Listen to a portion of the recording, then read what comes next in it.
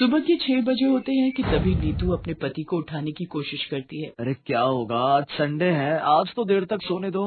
अरे चलो उठ भी जाओ ना, अभी सभी घर वाले सो रहे हैं, उनके उठने से पहले हम जल्दी से कराते हैं। अरे क्या कराते हैं, तुम्हें जो करना है अकेले कराओ, लेकिन मुझे अभी सोने दो। क्यों टाइम वेस्ट कर रहे हो, जल्दी से चलो, नहीं तो सारा दिन लाइन में ही खड़े रह जाओगे। अरे जबरदस्ती है क्या, जब आ ही नहीं रही तो जाकर करूँगा क्या। अब तुम निकलो यहाँ से और मुझे सोने दो। ओहो, अगर इनके चक्कर में रही तो मैं भी पेट पकड़कर ही बैठी रह जाऊंगी। इसके बाद नीतू पेट पकड़ते हुए जल्दी से अपने कमरे से भागकर बाथरूम की ओर जाती है तो देखती है कि उसकी दोनों जेठानियां और छोटी देवरानी पहले से ही बाथरूम के बाहर खड़ी होती हैं। अरे यार, लेट हो गई, लगता है और जल्दी उठना चाहिए था।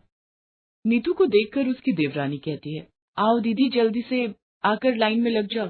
पर अगर तुम सब बाहर हो तो फिर टॉयलेट में है कौन? और कौन होगा मम्मी जी के सिवा? निधि जोर जोर से दरवाजा पीटते हुए कहती है, अरे मम्मी जी आप कहीं सो तो नहीं गई, जल्दी से बाहर आ जाओ, यहाँ लाइन लगी पड़ी है। निधि ये कही रही होती है कि तभी शीला उनकी सास टॉयलेट से बाहर आती है। उसके बाहर आते ही मंच की बहू नीतू पेट पकड़कर पीछे से भागते हुए आती है और लाइन तोड़कर टॉयलेट में घुस जाती है और झट से दरवाजा बंद कर देती है।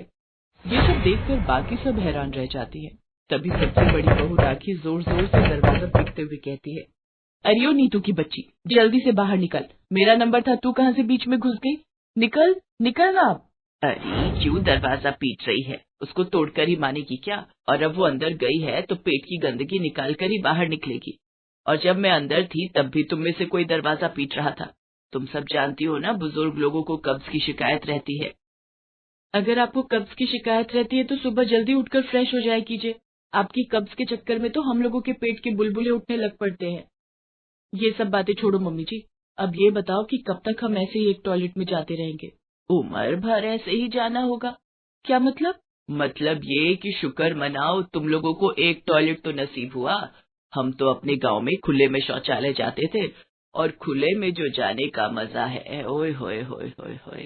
इतना कहते ही शीला चुप हो जाती है। पर मम्मी जी, आपकी इतनी सारी बहुएं हैं, आपको 2 टॉयलेट तो बनवाने ही चाहिए ना। आई बड़ी 2 टॉयलेट वाली, ये घर है, कोई तेरे बाप का होटल नहीं जो 2-2 टॉयलेट चाहिए तुम्हें। मम्मी जी, पर जैसे यहाँ लाइन लगी है ना, ये किसी के घर का टॉयलेट नहीं बल्कि किसी चौल का सुलभ शौचालय मालूम होता है। हाँ, बस इसका ये एक सुख है कि हमें धोने के लिए बाल्टी और मग्गा लेकर नहीं आना पड़ता। निधि बोल ही रही थी कि तभी वहाँ खड़ी राखी जोर से बदबूदार गैस छोड़ती है। उसकी बदबू से वहाँ खड़े सभी अपनी नाक पर हाथ रख लेते हैं। उसके ऐसा करते ही शीला कहती है, हाय मोरी मैया, ना जाने क्या ठूसा था इस कमबख्त ने रात में जो इतनी गंदी बदबू निकाली है। मम्मी जी, जिस घर में 4 बहुओं का एक टॉयलेट होगा वहाँ तो ये सब झेलना ही पड़ेगा। फिर राखी दोबारा से दरवाजा पीटते हुए कहती है, जल्दी से बाहर निकल मेरी माँ, अब तो बर्दाश्त से बाहर है सब कुछ।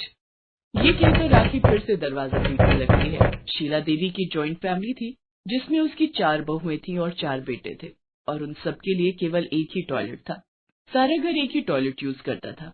वैसे कहने को तो उस घर में 2 टॉयलेट थे, लेकिन दूसरे टॉयलेट की सीट टूट रखी थी और फ्लश पूरी तरह खराब था, जिस वजह से कोई उसे यूज नहीं करता था। बेचारी सारी बहुओं का आधा दिन तो टॉयलेट में अपनी बारी आने के इंतजार में ही गुजर जाता, और ऊपर से अगर गलती से कोई मेहमान घर पर आ जाए तब तो समझो हो गई छुट्टी।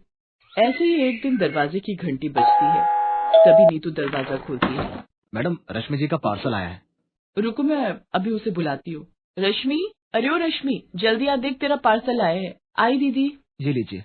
पार्सल देकर कुरियर बॉय वहाँ से जाने लगता है। तभी वो रुककर उन दोनों से कहता है, अगर आप बुरा ना मानो तो क्या मैं आपका टॉयलेट यूज कर सकता हूँ? लेकिन क्यों? क्यों मतलब, ये तो नेचर कॉल है, कभी भी आ सकती है, और इस वक्त मेरे लिए जाना बहुत अर्जेंट है। दीदी, अभी कोई होगा तो नहीं ना टॉयलेट में? मैं क्या जानू रश्मि, लेकिन अब अगर इसे जोर की लगी है तो कर भी क्या सकते हैं। ले जाओ इसे। रश्मि इसको टॉयलेट की तरफ लेकर जाती है, लेकिन जैसे ही कुरियर बॉय दरवाजा खोलने की कोशिश करता है तो वो अंदर से बंद होता है। इतने में अंदर से आवाज आती है, अब कौन है बे, कम से कम यहाँ तो चैन से बैठने दो। सुबह जाने नहीं देते, दिन में भी परेशान करके रखा है। अब तो जब तक कार्यक्रम पूरा नहीं होता मैं बाहर नहीं आऊंगी। अरे दीदी धीरे बोलो, अगर गलती से किसी ने सुन लिया तो क्या सोचेगा? सुनने दो, अगर कोई सुनता है तो कम से कम औरों को भी तो पता चले कि कैसी जालिम सास है हमारी, जो 4-4 बहुओं के लिए सिर्फ एक ही टॉयलेट रखा हुआ है। इसके बाद रश्मि उस आदमी से कहती है, जी माफ कीजिएगा लेकिन आपको थोड़ा वेट करना होगा।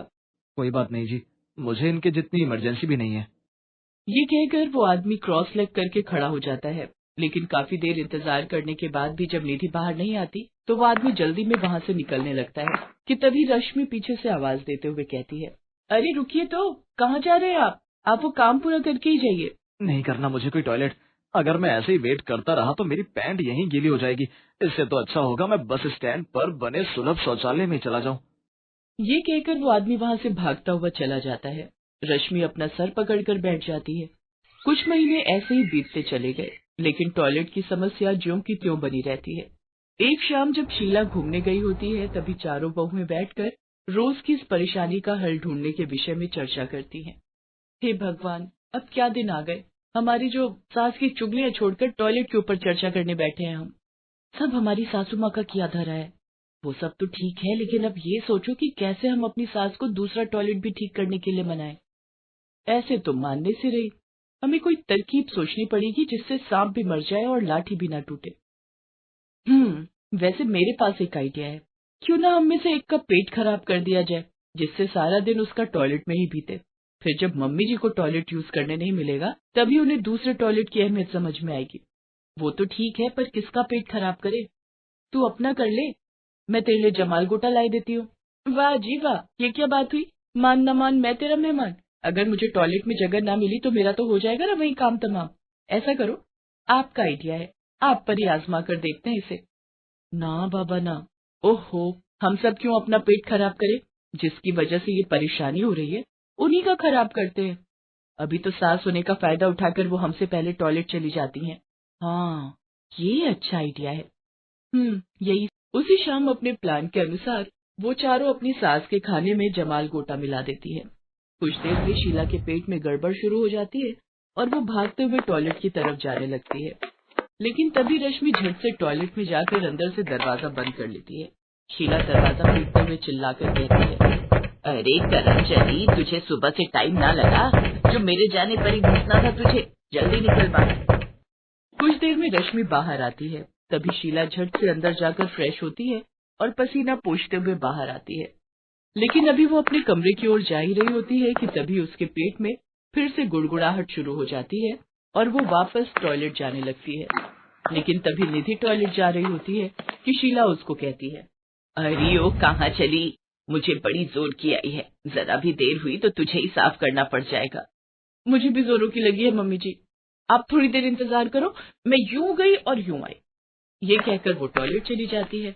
अरे जल्दी निकल जा, निकल मेरी माँ। कुछ देर में राखी भी वहाँ आ जाती है और वो शीला से पूछती है, क्या हुआ मम्मी जी, आपका पेट खराब है क्या? हाँ, लग तो मुझे भी यही रहा है, पेट में जोरों की गुड़गुड़ाहट हो रही है, लेकिन ये मर्जानी कब से टॉयलेट पर कब्जा करके बैठी हुई है। अब पता चला मम्मी जी, अगर दूसरा टॉयलेट होता तो क्या आपको इतनी परेशानी होती? इसीलिए कहते हैं इतनी बड़ी फैमिली में 2 टॉयलेट होना बहुत जरूरी है। घर में कमरे भले ही कम हो, लेकिन टॉयलेट तो 2-3 होने ही चाहिए।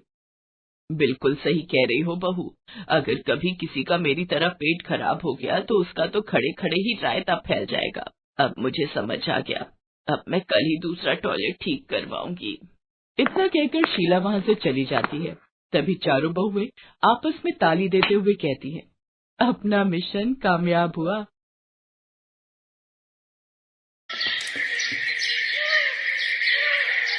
अरे जानकी, ये ऊपर वाली अटैची खोल जरा, दिखा ये वाला स्वेटर। हाँ दिखा, कितने गरम कपड़े तो पड़े हुए हैं। इस कोमल महारानी को भी नया स्वेटर खरीदना है। अभी 4-5 स्वेटर निकाल दूंगी। मोहन को सुबह बोल रही थी नया स्वेटर लेना है, नया स्वेटर ले दें। यहाँ कोई पेड़ थोड़ी लगे हैं पैसों के। दे वो वाला दिखा। अम्मा जी, ये स्वेटर तो चूहे पूरा काट गए, जगह जगह से छेद हो रहे हैं। फेंक दूं क्या, या पोछा लगाने में इस्तेमाल हो जाएगा? तेरा दिमाग खराब तो नहीं हो गया? ये स्वेटर अभी 2 साल और चलेगा। बड़ी आई फेंकने वाली। ला इधर दे और दिखा। अम्मा जी ये देखो, ये तो किसी बच्चे का कार्डिगन दिखाई पड़ता है। बहुत छोटा है ये तो। बच्ची का नहीं है, ये मेरे ब्याह का कार्डिगन है। तब मैं बिल्कुल पतली पतंग जैसी थी। ये वाला ठीक है। ये तो कोमल बहू को आराम से आ जाएगा, उसे ही दे देती हूँ। कोमल जरा इधर आ। क्या हुआ अम्मा जी, आपने मुझे बुलाया? इतनी देर से तुझे आवाजें लगा रही थी, तू थी कहाँ? अच्छा सुन, ये ले, तू मुझे स्वेटर कह रही थी ना, ये मेरी शादी का स्वेटर है, तू पहन ले, तेरे काम आ जाएगा। पर अम्मा जी ये तो बहुत छोटा है, मुझे पूरा भी नहीं आ रहा। अगर आप कहें तो मैं एक नया स्वेटर खरीद लूं। मेरे पास जो 2 स्वेटर थे वो बहुत पुराने हो गए हैं। पुराने हो गए हैं? 2 साल तेरे ब्याह को हुए हैं, 2 साल में 2 स्वेटर खरीद कर दे चुकी हूं, एक तेरी शादी में और एक पिछले साल। और अपनी माँ के घर से तो तू जैसे बड़ी मोटी रजाइयां और गरम शॉलें लाई थी, ऐसे बातें कर रही है। चुपचाप ये पहन ले, वैसे भी सर्दी कुछ दिनों की ही होती है, अभी गर्मी पड़ जाएगी, फिर बेकार हो जाएंगे नए स्वेटर। बेचारी कोमल, उसकी सास मनोरमा महाकंजूस थी, ये बात हर कोई जानता था। सचमुच भाभी, अम्मा जी जैसा महाकंजूस मैंने आज तक नहीं देखा। तू जा देख, अम्मा जी आवाज लगा रही हैं। जानकी, ये गुड़ की थैली यहाँ किसने फेंकी? अम्मा जी ये गुड़ खराब है, इसमें मक्खी लिपटी हुई थी, इसलिए मैंने सोचा इसे फेंक देती हूँ। तेरी इतनी हिम्मत, तू ये गुड़ फेंक रही थी, वो भी मेरे से पूछे बिना? अम्मा जी मैंने कोमल भाभी से पूछ कर ही फेंका था। कोमल बहू इधर आ जरा, ये गुड़ तू अपने मायके से लाई है जो तूने जानकी को इसे फेंकने के लिए बोला? अम्मा जी इस गुड़ पर मरी हुई मक्खी चिपकी हुई थी, इसलिए जानकी को बोला कि ये गुड़ किसी को खाने के बाद नुकसान न दे, इसलिए इसे फेंक दे। बस ये जरा सी मक्खी चिपकी हुई है तो ये गुड़ बेकार हो गया? ये ले, मैंने हटा दी, अब कहां से खराब है ये? अभी तो ये गुड़ पूरी सर्दी खाया जाएगा। मैं फालतू के खर्चे नहीं करती, पैसे बचाती हूँ। जा ये गुड़ ले जा, डिब्बे में रख दे। अरे क्या हुआ मनोरमा, क्यों पूरा घर सिर पर उठा रखा है? अच्छा ये लो, ये साग लाया हूं, कटवा कर ही ले आया, और ये मक्के का आटा भी। रात में ऐसे मक्के की रोटी और सरसों का साग बनाओ कि मजा आ जाए। देसी घी का तड़का लगा लेना। कोमल बहू ये क्या कर रही हो? अम्मा जी साग में देसी घी का तड़का लगा रही हूँ, बाबूजी कह रहे थे ना कि साग में देसी घी डाल देना। अच्छा, देसी घी के तो मानो तेरे माँ बाप ने डिब्बे भरकर भेजे हैं, तभी तू कढ़ाई में कड़छी भर भर के डाल रही है। ये ले, 1 चम्मच खुशबू के लिए ऊपर से डाल देना। रिफाइंड तेल का तड़का लगा, वो भी 2 चम्मच बहुत है। अम्मा इतनी कंजूसी क्यों करती हो? बाबूजी को देसी घी का मन है तो डाल दो। अच्छा मैं सोच रहा था मेरे बाथरूम का गीजर खराब हो गया है, क्यों ना नया गीजर लगा लूं। अरे कोई सस्ता सा लगवा ले, वैसे भी ठंड इतनी कहाँ पड़ती है, हम लोग तो ताजे पानी से ही नहाते हैं। मेरी जानकारी में एक दुकान है जो सस्ते दामों पर गीजर दे देगा। ठीक है अम्मा, मैं तुम्हें पैसे दे दूंगा और बिजली वाले को भी बोल दूंगा गीजर लगा जाए। मोहन मनोरमा को नया गीजर खरीदने के लिए पैसे दे जाता है। अगली सुबह। ये क्या कर रही है कोमल बहू? अम्मा जी गैस पर पतीले में पानी गर्म कर रही हूँ, बहुत दिनों से सिर नहीं धोया, ठंडा पानी होता है तो इसलिए सोचा थोड़ा गर्म पानी करके सिर धो लेती हूँ। जरा सा सिर धोने के लिए तू पूरा सिलेंडर खत्म कर देगी? मैं भी तो ठंडे पानी से धोती हूँ, मैंने तो आज तक गर्म पानी से सिर नहीं धोया। जाकर चुपचाप ठंडे पानी से धो ले, कोई जरूरत नहीं है इतनी गैस फूकने की। अपनी माँ के घर तो टोटी के पानी से भी नहा लेती होगी, यहाँ इस मैडम को गर्म पानी से सिर धोना है। एक तो कल जाकर मैं गीजर ले आऊं, ये तो सारी गैस फूंक देगी। कोमल ने ठंडे पानी से सिर धोया तो उसे ठंड लग गई, जिसकी वजह से बुखार हो गया, इसलिए वो डॉक्टर से दवाई लेने चली गई। कोमल कहाँ से आ रही हो? अम्मा जी थोड़ा बुखार था, इसलिए दवाई लेने गई थी। जरा से बुखार के लिए तू डॉक्टर से दवाई लेने चली गई? 1 कप काढ़ा बनाकर पीती तो मिनटों में सही हो जाती। पता नहीं आजकल तुम लोगों ने नाजुक शरीर बना लिए हैं, फालतू के पैसे डॉक्टर को देती फिरती हो। अम्मा मैंने तुम्हें बोला था ना गीजर लगवाने के लिए, मुझे तुम खरीद कर लाने नहीं देती और ना ही खुद जा रही हो। अगर गीजर लगा होता तो कम से कम ठंडे पानी से नहाकर कोमल की तबीयत तो न खराब होती। ठीक है, मैं आज ही नया गीजर खरीद लाऊंगी और बिजली वाले को बुलाकर लगवा दूंगी। तू तो ऐसे कह रहा है जैसे सारी गलती मेरी है। मैं तो बचत करने की सोचती हूँ, तुम लोग उल्टा मतलब ले लेते हो। मनोरमा गीजर खरीदने के लिए बाजार चली जाती है। भैया कोई सस्ता सा गीजर दिखाना, ज्यादा पैसों वाला नहीं, कम बजट का मिल जाए। मैडम अगर आपको कम बजट का ही गीजर चाहिए ना तो एक काम करो, आप सेकंड हैंड गीजर ले लो, वो आपके लिए सही रहेगा। हमारे पास कुछ माल आते हैं ऐसे जो डिफेक्टेड होते हैं वो हम सस्ते दामों पर दे देते हैं।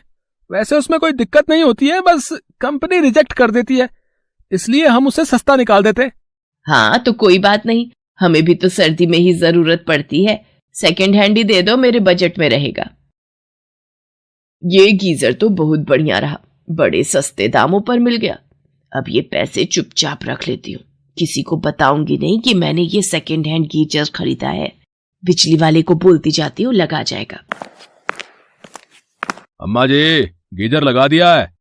ये ले 20 रुपए। अम्मा जी गीजर की फिटिंग के बस 20 रुपए है? मेरे 250 रुपए बनते हैं अम्मा जी।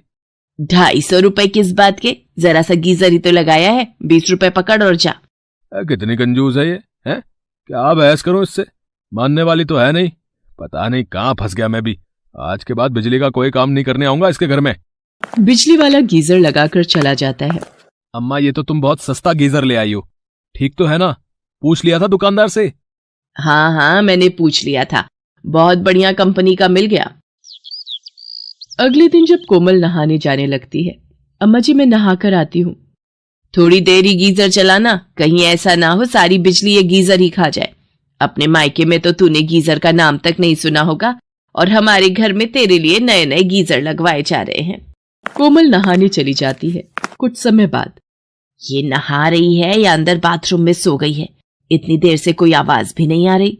अरे क्या मन ही मन बातें बुन रही हो? पिछले आधे घंटे से कोमल बहू गीजर चलाकर नहा रही है, कितनी बिजली फूंक दी होगी। क्या कोमल अभी तक नहा कर नहीं आई? कोमल क्या हुआ? अरे ये तो कुछ बोल ही नहीं रही। कोमल कोमल, बाबूजी कोमल की आवाज नहीं आ रही, लगता है कोई गड़बड़ है, मुझे दरवाजा तोड़ना होगा। किसी तरह मोहन बाथरूम के दरवाजे की कुंडी तोड़ देता है और अंदर जाता है। कोमल बाथरूम में बेहोश गिरी हुई होती है। कोमल, अरे ये बेहोश कैसे हुई? हे भगवान, इसे क्या हो गया? मोहन कोमल को लेकर हॉस्पिटल जाता है। डॉक्टर कोमल को आईसीयू में भर्ती करते हैं। कुछ देर बाद, देखिए टेस्ट रिपोर्ट सारी ठीक है, मुझे लग रहा है कि ये चक्कर आना और बेहोश होना बाथरूम में गीजर की वजह से हो सकता है। मैंने गीजर जैसे ही चलाया, उसमें से धुआं निकला और मैं बेहोश होती चली गई। उसके बाद मुझे कुछ याद नहीं था। कोमल को छुट्टी मिल जाती है। मोहन घर आकर अपनी माँ मनोरमा पर बहुत गुस्सा होता है। अम्मा, तुमने सेकंड हैंड गीजर खरीदा, मैंने तुम्हें नए गीजर के पैसे दिए थे, फिर क्यों? मनोरमा, आज तुम्हारी वजह से बहू को कुछ हो जाता तो? कितनी बार कहा है कंजूसी हद तक ठीक रहती है, पर तुम कहाँ मानने वाली हो? मुझसे भूल हो गई, दुकानदार ने बोला गीजर अच्छा है, ले जाओ। और अम्मा तुम सस्ते के चक्कर में उठा लाई। गलती तो हुई है मेरे से, मैं दुकानदार की बातों में आ गई, उसने मुझे खराब गीजर दे दिया। कोमल बहू, आज सचमुच मेरी कंजूसी की वजह से तुम्हारी जान पर बनाई। कोई बात नहीं अम्मा जी, गलती तो दुकानदार की है, उसने आपको खराब गीजर दिया, आप यूं माफी मत मांगिए। मोहन बेटा, ये ले पैसे और इस घटिया गीजर को उतार कर आज ही बढ़िया कंपनी का एक गीजर मेरी बहू के बाथरूम में फिट करवा दे। ये हुई ना समझदारी की बात। अब तुम्हें समझ आया मनोरमा, कंजूसी हर जगह नहीं, किसी किसी जगह सही होती है। कोमल, तुम आज ही मेरे साथ बाजार चलना, मैं तुम्हें नए स्वेटर और कुछ गर्म कपड़े खरीद कर दूंगी। मेरी बहू से बढ़कर मेरे लिए कुछ कीमती नहीं, कुछ कीमती नहीं।